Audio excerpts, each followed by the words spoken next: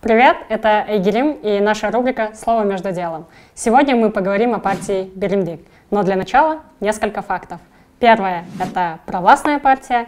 Второе – это партия, у которой есть своя личная карта мира. И третье – в этой партии есть Гульшат Асылбаева. А теперь непосредственно к программе. Биримдик предлагает принять демократический социализм и евразийство как концепцию социальной, экономической и политической жизни общества.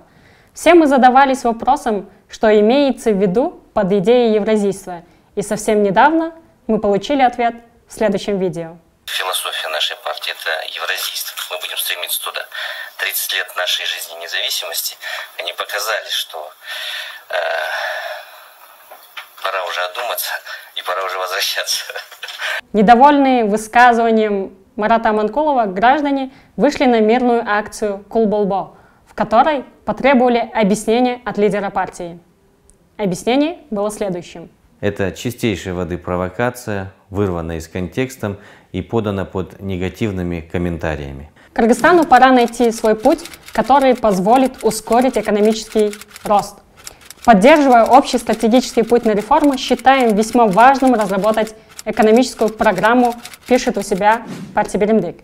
За последние 5 лет, с 2014 года, внешний долг страны вырос на 10,4%.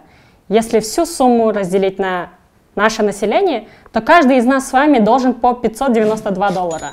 Поэтому все еще непонятно, почему у людей, которые все это время были во власти, все еще нет пошаговой инструкции по выходу из этой ситуации. Но есть такие слова, как «надо», «разработаем», «пора». Также главной целью партии является построение социального государства, которое обеспечит достойной жизнью граждан Кыргызской республики.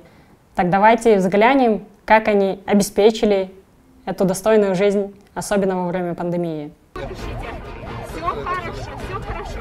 Мы рядом, Молодец.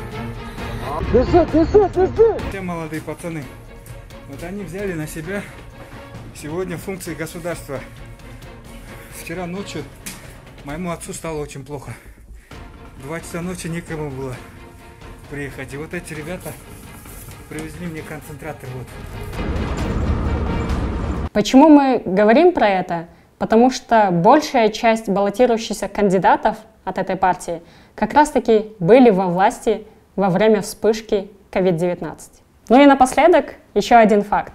Биримдик обладает самым большим бюджетом, а именно 97 миллионов 399 тысяч 900 сомов. И потратила из них уже на агитацию 86 миллионов 753 тысячи 491 сом. Какими будут следующие 5 лет, зависит от того, за кого вы отдадите голос 4 октября 2020 года. Удачи и до новых встреч!